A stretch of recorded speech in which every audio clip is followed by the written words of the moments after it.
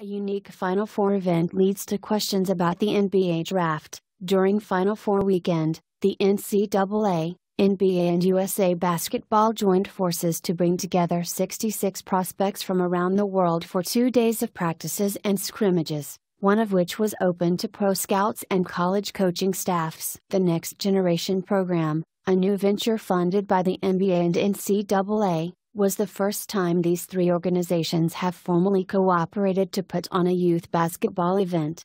The partnership comes at a fascinating time for the future of the game. College basketball is engulfed in an ongoing FBI investigation. The NBA is ready to get involved with elite high school prospects again as develops players overseas at the NBA academies. And most of the best American players continue to make their way through USA basketball, including Darius Bazley, a top 10 high school recruit who decommitted from Syracuse last week to forgo college and play in the G League.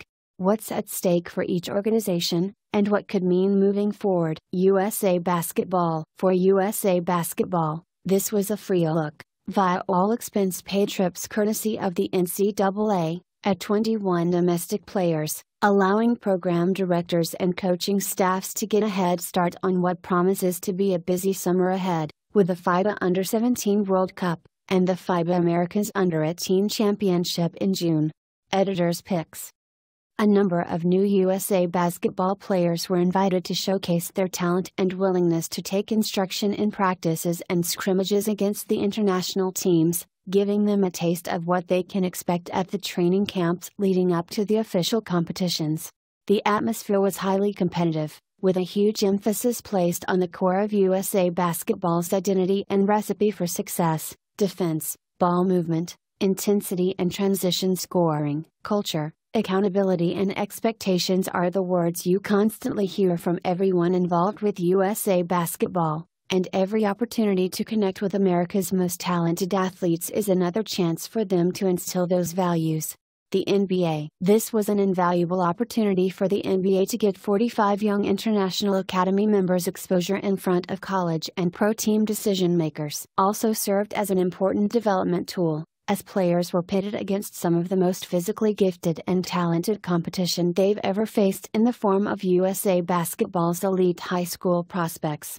One of the bigger challenges facing the NBA Academy, still in its inaugural year, is the lack of consistent competitive games, since the teams aren't part of any official domestic leagues. This was also a chance to introduce the Academy players to the world of college basketball at its most glamorous. Few, if any, of the Academy members are ready to make the jump to the NBA or even the G League, and the NCAA is undoubtedly a viable path for many considering the added benefit of receiving an education while continuing to develop as basketball players.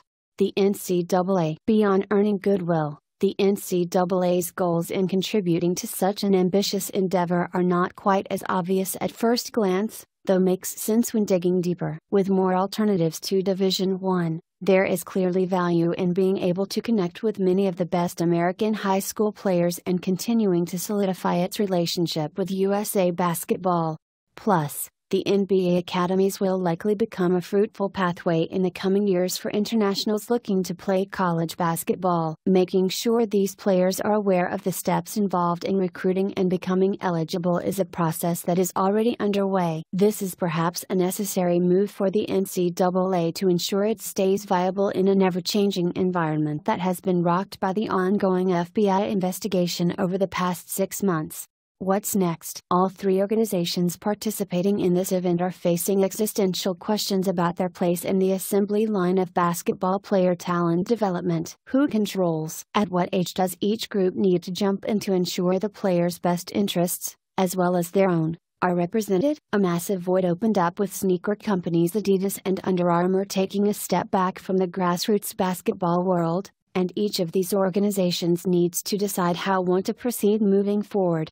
The discussion about the NBA's one-and-done rule along with Bazley's decision made for an interesting backdrop to this event and led to plenty of spirited conversations over the course of the weekend about the future of college basketball.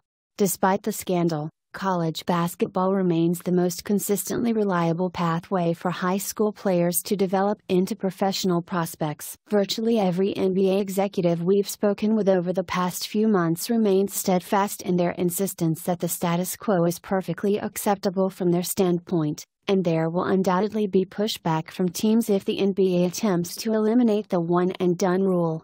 Most NBA executives we spoke with feel that Bazley is making a mistake by attempting to enter the NBA via the G League, as he's far too physically underdeveloped to hold his own against players in their mid-20s, and he will likely become a nightly target for opponents. A concern also exists among G League officials that if Bazley struggles, then could be difficult to recruit future high schoolers down the road when the league is better prepared to handle players in his mold.